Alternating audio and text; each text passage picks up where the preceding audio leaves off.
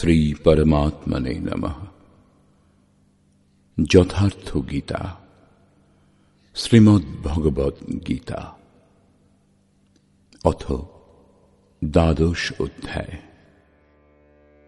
একাদশ অধ্যায়ের শেষে শ্রীকৃষ্ণ বারবার জোর দিয়েছেন যে অর্জুন, আমার এই স্বরূপ যা তুমি দর্শন করলে, তুমি ছাড়া আর কেউ দেখেনি এবং ভবিষ্যতেও কেউ দেখতে সমর্থ হবে না। তপস্যা, যজ্ঞ এবং দান দ্বারা আমার দর্শন পাওয়া যায় না, কিন্তু অনন্য ভক্তির দ্বারা, অর্থাৎ আমার অতিরিক্ত অন্যত্র কোথাও যেন শ্রদ্ধা না যায়, নিরন্তর তৈলধারার ন্যায় চিন্তন দ্বারা, ঠিক এই রূপ, যে রূপ তুমি দর্শন করলে, আমি প্রত্যক্ষ করার জন্য, তত্ত্বত জানার জন্য এবং স্থিতিলাভ করার জন্য সুলভ। অতএব অর্জুন, নিরন্তর আমার চিন্তন করো, ভক্ত হও। অধ্যায়ের শেষে তিনি বলেছিলেন, অর্জুন, তুমি আমার দ্বারা নির্ধারিত কর্ম করো, মত পরমঃ, মত পরায়ণ হয়ে করো। তাঁর প্রাপ্তির মাধ্যম অনন্য ভক্তি। এরপর অর্জুনের এই প্রশ্ন স্বাভাবিক ছিল যে যিনি অব্যক্ত অক্ষরের উপাসনা করেন এবং যিনি সগুণ আপনার উপাসনা করেন, উভয়ের মধ্যে শ্রেষ্ঠকে? অর্জুন তৃতীয়বার এই প্রশ্নটি করলেন। তৃতীয় অধ্যায়ে অর্জুন বলেছিলেন, ভগবান, যদি নিষ্কাম কর্মযোগ অপেক্ষা সাংখ্যযোগ শ্রেষ্ঠ বলে আপনার অভিমত, তাহলে আমাকে ভয়ঙ্কর কর্মে কেন নিযুক্ত করছেন? এই প্রসঙ্গে শ্রীকৃষ্ণ বলেছিলেন, অর্জুন, নিষ্কাম কর্মমার্গ ভালো লাগুক অথবা জ্ঞান মার্গ, উভয় মার্গেই কর্ম করতে হবে। এরপরও যে ব্যক্তি ইন্দ্রিয়সমূহকে বলপূর্বক রোধ করে মনে মনে বিষয়ে চিন্তা করে, সে অহংকারী, জ্ঞানী নয়। অতএব অর্জুন, তুমি কর্ম করো। কি কর্ম? সেই কর্ম, নিয়তং কুরু কর্মত্বং, আমার দ্বারা নির্ধারিত সেই কর্ম করো। নির্ধারিত কর্ম কি? তখন বললেন, যজ্ঞের প্রক্রিয়া হল একমাত্র কর্ম। যজ্ঞের বিধি বললেন, যা আরাধনা চিন্তনের বিধি বিশেষ, যে প্রক্রিয়ার দ্বারা পরমে স্থিতি লাভ হয়। যখন নিষ্কাম কর্মমার্গ এবং জ্ঞান মার্গ উভয় মার্গেই কর্ম করতে হবে, যজ্ঞার্থ কর্ম করতে হবে, ক্রিয়া একটাই, তখন পার্থক্য কোথায়? যিনি ভক্ত, তিনি ইষ্টকে সমস্ত কর্ম সমর্পণ করে ইষ্টের আশ্রিত হয়ে যজ্ঞার্থ কর্মে প্রবৃত্ত হন, এবং সাংখ্যযোগী যারা, তারা নিজের শক্তি সম্বন্ধে সচেতন হয়ে সেই কর্মে প্রবৃত্ত হন, পুরোপুরি শ্রম করেন। পঞ্চম অধ্যায়ে অর্জুন পুনরায় প্রশ্ন করেছিলেন, ভগবান, কখনো আপনি সাংখ্য মাধ্যমে যে কর্ম করা হয় তার প্রশংসা করছেন, কখনো সমর্পণ করে যে নিষ্কাম কর্ম করা হয় তার প্রশংসা করছেন। উভয়ের মধ্যে শ্রেষ্ঠ মার্গ কোনটি? অর্জুন বুঝতে পেরেছিলেন যে কর্ম উভয় মার্গেই করতে হবে, তবুও তিনি শ্রেষ্ঠ মার্গটি বেছে নিতে চান। শ্রীকৃষ্ণ বলছেন, অর্জুন, উভয় মার্গেই কর্মে প্রবৃত্ত ব্যক্তি আমাকেই লাভ করেন, কিন্তু সাংখ্য মার্গ অপেক্ষা নিষ্কাম কর্মমার্গ শ্রেষ্ঠ। নিষ্কাম কর্মযোগের অনুষ্ঠান না করে কেউ যোগী বা জ্ঞানী হতে পারেন না। সাংখ্যযোগ দুষ্কর এবং তাতে বাধাও অনেক। এখানে অর্জুন তৃতীয়বার জিজ্ঞাসা করলেন যে, ভগবান, আপনার প্রতি অনন্য ভক্তির সঙ্গে যুক্ত এবং অব্যক্ত অক্ষরের উপাসনাতে সাংখ্যমার্গ দ্বারা যারা নিযুক্ত, উভয়ের মধ্যে শ্রেষ্ঠকে? অর্জুন উবাচ,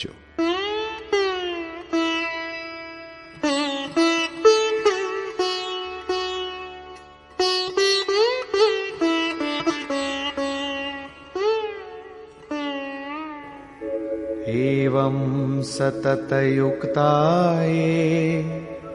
भक्तास्त्वां पर्युपासते ये चाप्यक्षरमव्यक्तम् तेषां के योगवित्तमाः।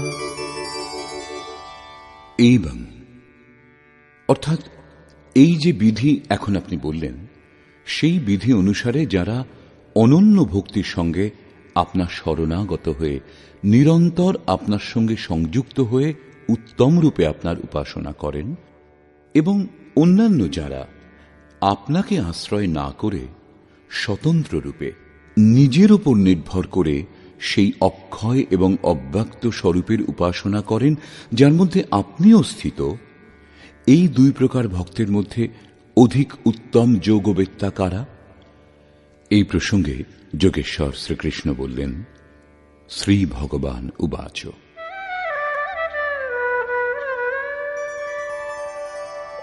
ময়্যাবেশ্য মনো ये मां नित्ययुक्ता उपासते श्रद्धया परयोपेता ते मे युक्ततमा मता। অর্জুন, আমার প্রতি মন একাগ্র করে নিরন্তর আমাতে সংযুক্ত যে ভক্তগণ পরমের সঙ্গে সম্বন্ধ রেখে শ্রেষ্ঠ শ্রদ্ধার সঙ্গে যুক্ত হয়ে আমার ভজনা করেন, তারাই আমার মতে অতি উত্তম যোগী।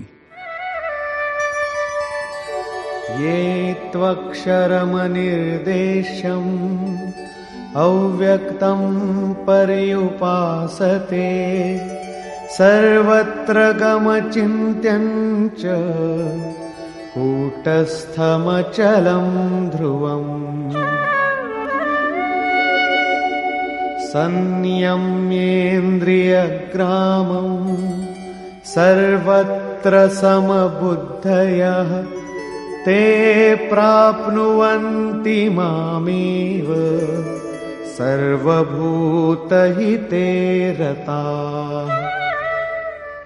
যে পুরুষগণ ইন্দ্রিয় সমূহকে উত্তম রূপে সংযত করে মন বুদ্ধির চিন্তন থেকে অত্যন্ত ঊর্ধ্বে সর্বব্যাপী অবর্ণনীয় স্বরূপ সদা এক রস, নিত্য, অচল, অব্যক্ত, আকার শূন্য এবং অবিনাশী ব্রহ্মের উপাসনা করেন, যারা সর্বভূতের হিত সাধনে নিযুক্ত এবং যারা সকলকেই সমান বলে মনে করেন, সেই যোগীগণ আমাকেই প্রাপ্ত হন। ব্রহ্মের এই বিশেষণ আমার থেকে আলাদা নয়, কিন্তু ক্লেশোধিকতরস্তেষাम् अव्यक्तासक्तचेतसाम् अव्यक्ता हि गतिर्दुःखम् देहवद्भिरवाप्यते। যাদের চিত্ত সেই অব্যক্ত পরমাত্মাতে আসক্ত, সেই পুরুষগণকে সাধন পথে অধিক ক্লেশ সহ্য করতে হয়, কারণ অব্যক্ত বিষয়ক গতি লাভ করা দেহাভিমানী ব্যক্তিগণের পক্ষে অতিশয় কষ্টকর। যতক্ষণ দেহবোধ বিদ্যমান, ততক্ষণ অব্যক্তের প্রাপ্তি দুষ্কর। যোগেশ্বর শ্রীকৃষ্ণ সদ্গুরু ছিলেন, অব্যক্ত পরমাত্মা তার মধ্যে ব্যক্ত ছিলেন। তিনি বলছেন যে মহাপুরুষের শরণাগত না হয়ে যে সাধক নিজের ভরসায় আগে এগিয়ে যান, যে এখন আমি এই স্তরে, পরে এই স্তরে পৌঁছব, আমি নিজের অব্যক্ত দেহ লাভ করব, তা আমারই স্বরূপ হবে এবং তাই আমার বাস্তবিক রূপ, এই রূপ চিন্তা করে প্রাপ্তির অপেক্ষা না করে নিজের দেহকেই সৌহাং বলেন। এই সাধনা পথের সবথেকে বড় বাধা এটাই। সেই সাধক দুঃখালয়ম অশাশ্বতম এর মধ্যেই ঘোরাফেরা করতে থাকেন, কিন্তু যিনি আমার শরণাগত, তিনি ये तु सर्वाणि कर्माणि मयि सन्न्यस्य मत्पराः अनन्येनैव योगेन मां ध्यायन्त उपासते। যারা মতপরায়ণ হয়ে সমস্ত কর্ম অর্থাৎ আরাধনা আমাতে সমর্পণ করে অনন্যভাবে যোগ অর্থাৎ আরাধনা প্রক্রিয়ার দ্বারা নিরন্তর চিন্তন করে ভজনা করেন,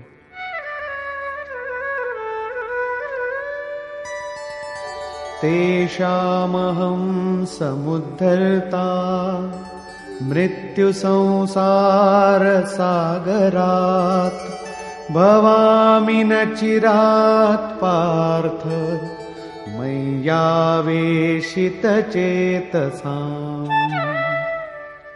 কেবল মদগত চিত্ত সেই সকল ভক্তকে মৃত্যুরূপ সংসার থেকে আমি শীঘ্র উদ্ধার করি। এইরূপ চিত্ত নিযুক্ত করার প্রেরণা এবং বিধির ওপর যোগেশ্বর আলোকপাত করলেন। मय्येव मन आधत्स्व मयि बुद्धिं निवेशय निवसिष्यसि मय्येव अत ऊर्ध्वं न संशयः। অতএব অর্জুন, আমাতে তুমি মন সমাহিত করো, আমাতেই বুদ্ধি নিবিষ্ট করো। এইরূপ করলে তুমি আমাতেই স্থিতি লাভ করবে, এতে কোনো সন্দেহ নেই। মন সমাহিত এবং বুদ্ধি নিবিষ্ট করতে না পারলে, অর্জুন পূর্বে বলেছিলেন যে মনের গতি রোধ করা বায়ুর মতো দুষ্কর বলে আমি মনে করি। এই প্রসঙ্গে যোগেশ্বর শ্রীকৃষ্ণ বললেন,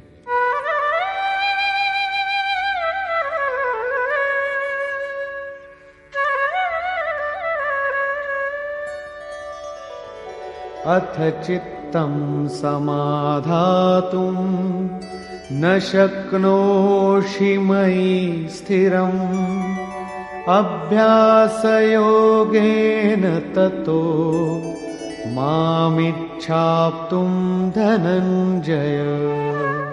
যদি তুমি আমাতে স্থিরভাবে চিত্ত সমাহিত করতে না পারো, তাহলে হে অর্জুন, যোগাভ্যাসের দ্বারা আমাকে লাভ করতে ইচ্ছা করো। অর্থাৎ বিক্ষিপ্ত চিত্তকে আকর্ষণ করে আরাধনা চিন্তন ক্রিয়াতে নিযুক্ত করার যত্নকে অভ্যাস বলে। যদি এইরূপ করতে অক্ষম হও, তাহলে अभ्यासेऽप्यसमर्थोऽसि मत्कर्म परमो भव मदर्थमपि कर्माणि कुर्वन् सिद्धिमवाप्स्यसि। যদি তুমি অভ্যাস করতেও অসমর্থ হও, তাহলে কেবল আমার জন্য কর্ম করো, অর্থাৎ আরাধনাতে যত্নবান হও। এইরূপ আমার প্রাপ্তির জন্য কর্ম করতে করতেই তুমি আমাকে প্রাপ্তিরূপ সিদ্ধি লাভ করবে। অর্থাৎ অভ্যাস করতেও অসমর্থ হলে সাধনায় শুধু প্রবৃত্ত থাকো।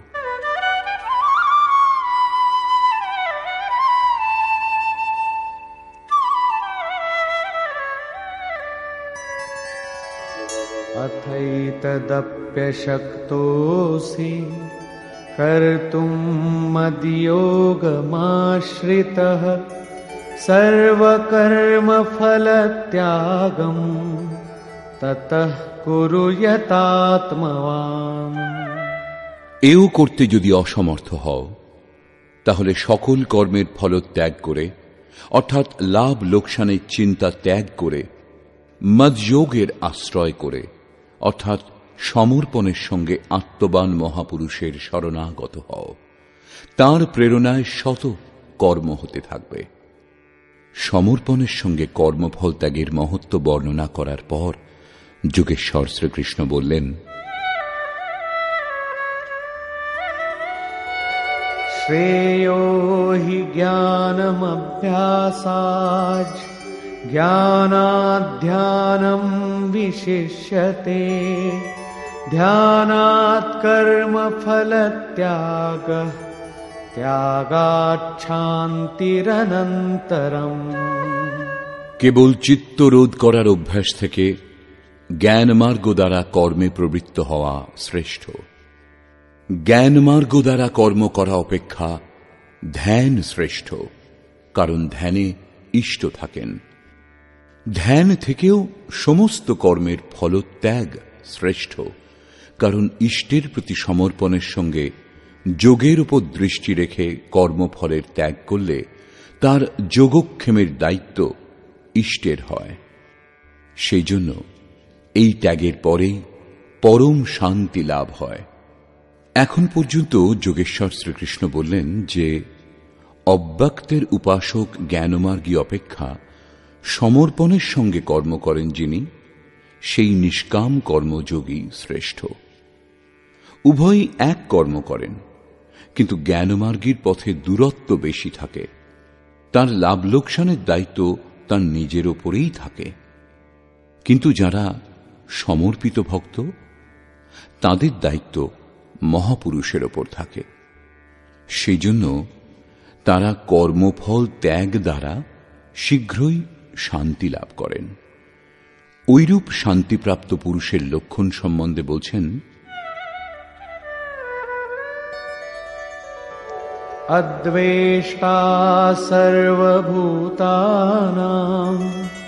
মৈত্রঃ করুণ এব চ নির্মমো নিরহংকারঃ সমদুঃখ সুখ ক্ষমী।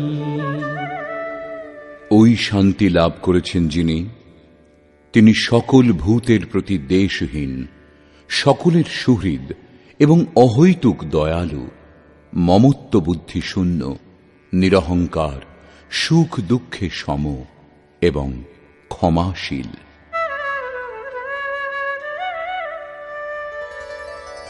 সন্তুষ্টঃ সততং যোগী যতাত্মা দৃঢ় নিশ্চয়ঃ ময়্যর্পিতমনো বুদ্ধিঃ यो মদ্ভক্তঃ স মে প্রিয়ঃ।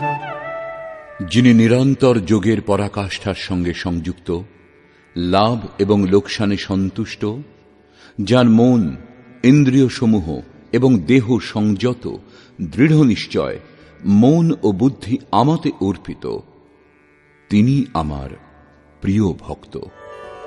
यस्मान्नो द्विजते लोको लोकान्नो द्विजते च यः हर्षामर्षभयोद्वेगैर्मुक्तो यः स च मे प्रियः।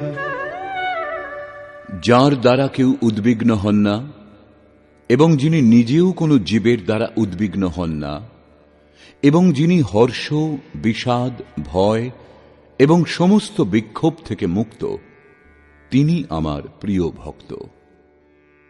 সাধকদের জন্য এই শ্লোকটি অত্যন্ত উপযোগী। তাদের এমনভাবে থাকা উচিত যাতে তাদের দ্বারা কারো মনে আঘাত না লাগে। এটুকু সাধক নিশ্চয় করতে পারেন, কিন্তু অন্য ব্যক্তি এই আচরণ করবে না, কারণ তারা সংসারী, তাই কটু কথা বলবেনই, ইচ্ছামতো বলবেন। কিন্তু সাধকের হৃদয়ে যেন তাদের কটুবাক্য দ্বারা, তাদের আঘাত দ্বারা বিক্ষোভ উৎপন্ন না হয়। ইষ্ট চিন্তায় মগ্ন থাকবেন, যাতে কোনো ব্যবধান উৎপন্ন না হয়। উদাহরণস্বরূপ, আপনি রাস্তায় বাঁদিক দিয়ে হেঁটে চলেছেন। যদি কোনো মাতাল তখন সামনে থেকে আসে, তাহলে তাকে এড়িয়ে যাওয়াও আপনার কর্তব্য। অনপেক্ষ শুচির্দক্ষ উদাসীনো গতব্যথঃ সর্বারম্ভ পরিত্যাগী यो মদ্ভক্তঃ স মে প্রিয়ঃ। যিনি আকাঙ্ক্ষা করেন না, বাহ্যাভ্যন্তর সূচি, দক্ষ অর্থাৎ আরাধনার বিশেষজ্ঞ, অর্থাৎ এমন নয় যে চুরিতে দক্ষ। শ্রীকৃষ্ণের অনুসারে কর্ম একটাই, নিয়ত কর্ম, আরাধন চিন্তন। যিনি তাতে দক্ষ, পক্ষ বিপক্ষের অতীত, দুঃখমুক্ত, সমস্ত আরম্ভের ত্যাগী, তিনি আমার প্রিয় ভক্ত। করণীয় কোনো কর্ম তাঁর দ্বারা আরম্ভ হবার জন্য বাকি থাকে না। यो न हृष्यति न द्वेष्टि न शोचति न काङ्क्षति शुभाशुभ परित्यागी भक्तिमान्यः स मे प्रियः। যিনি কখনো হৃষ্ট হন না, দ্বেষ করেন না, শোক করেন না, আকাঙ্ক্ষাও করেন না, যিনি শুভাশুভ সকল কর্মফল পরিত্যাগ করেছেন, যেখানে শুভ পৃথক নেই, অশুভ বাকি নেই, ভক্তির পরাকাষ্ঠার সঙ্গে যুক্ত সেই পুরুষ আমার প্রিয় ভক্ত। समः शत्रौ च मित्रे च तथा मानापमानयोः शीतोष्णसुखदुःखेषु समः सङ्गविवर्जितः।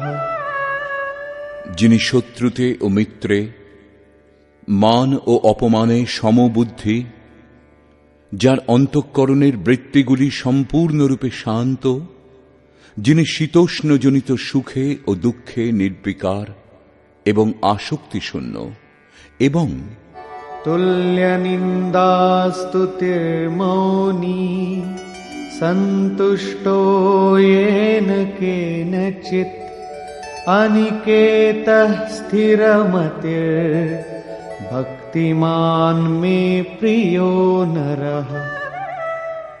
যিনি নিন্দা ও প্রশংসায় সম, মননশীলতার চরম সীমায় পৌঁছে যার মন এবং ইন্দ্রিয় সমূহ শান্ত, যে কোনো প্রকার দেহযাত্রাতে যিনি সন্তুষ্ট, যিনি নিজ বাসস্থানের প্রতি মমতা শূন্য, ভক্তির পরাকাষ্ঠাতে স্থিত, সেই স্থির বুদ্ধি পুরুষ আমার প্রিয় ভক্ত।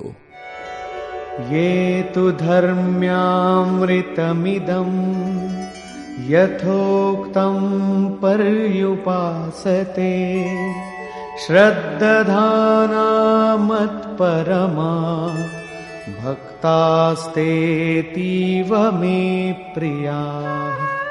যে সকল মতপরায়ণ আন্তরিক শ্রদ্ধাযুক্ত পুরুষ উপরি উক্ত ধর্মময় অমৃতের উত্তম রূপে সেবন করেন, সেই সকল ভক্ত আমার অত্যন্ত প্রিয়। নিষ্কর্ষ।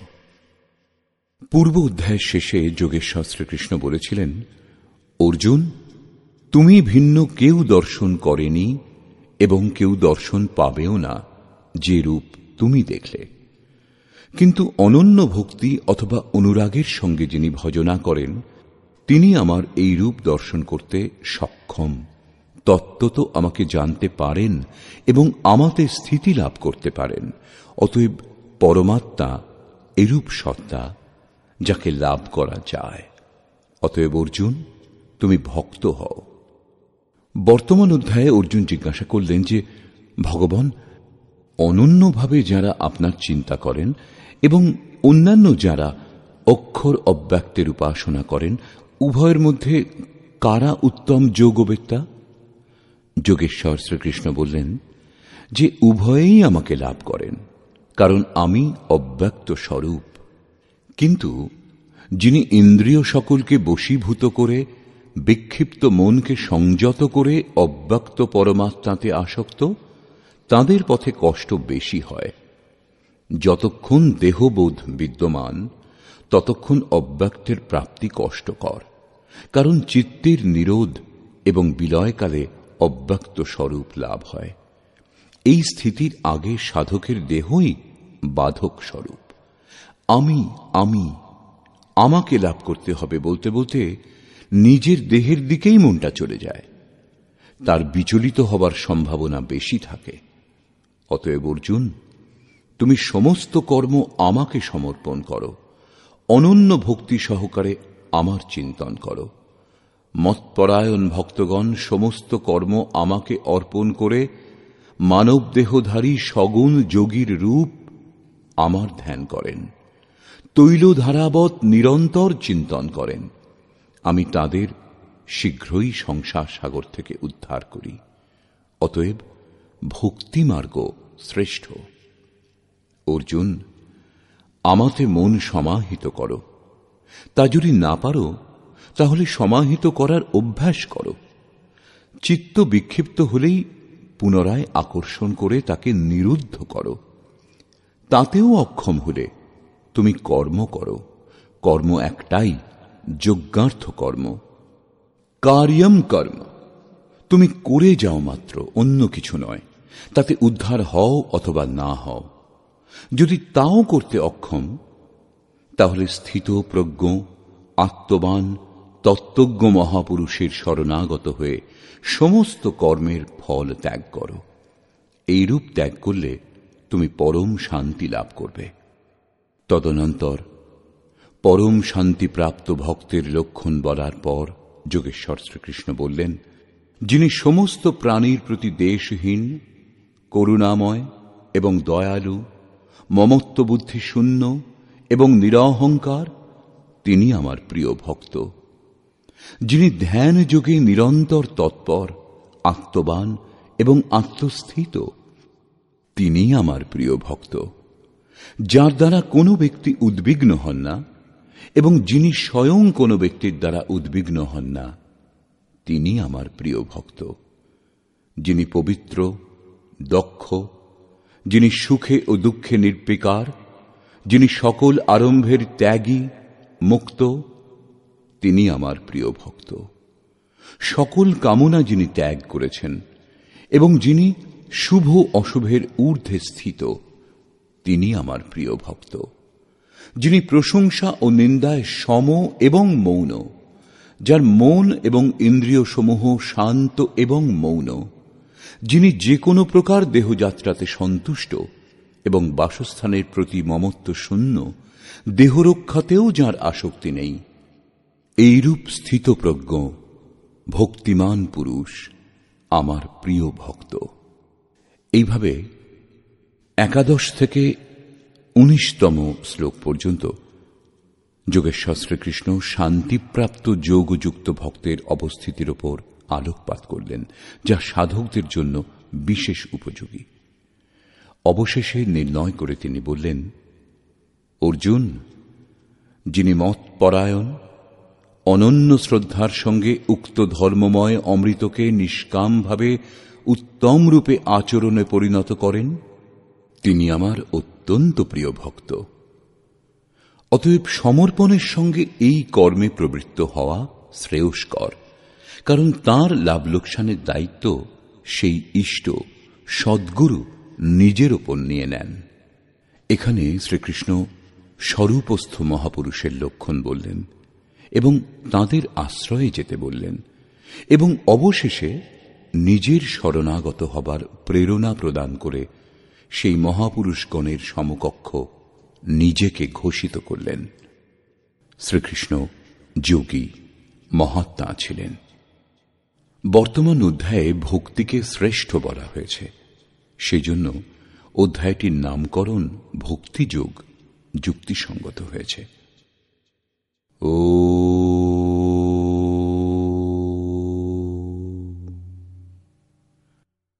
এই প্রকার শ্রীমদ্ ভগবদ্ গীতারূপী উপনিষদ এবং ব্রহ্মবিদ্যা তথা যোগশাস্ত্র বিষয়ক শ্রীকৃষ্ণ এবং অর্জুনের সংবাদে ভক্তিযোগ নামক ১২ অধ্যায় পূর্ণ হল। এই প্রকার শ্রীমৎ পরমহংস পরমানন্দজির শিষ্য স্বামী অর্গড়ানন্দকৃত শ্রীমদ্ ভগবদ্ গীতার ভাষ্য যথার্থ গীতাতে ভক্তিযোগ নামক ১২ অধ্যায় সমাপ্ত হল। হরি ওম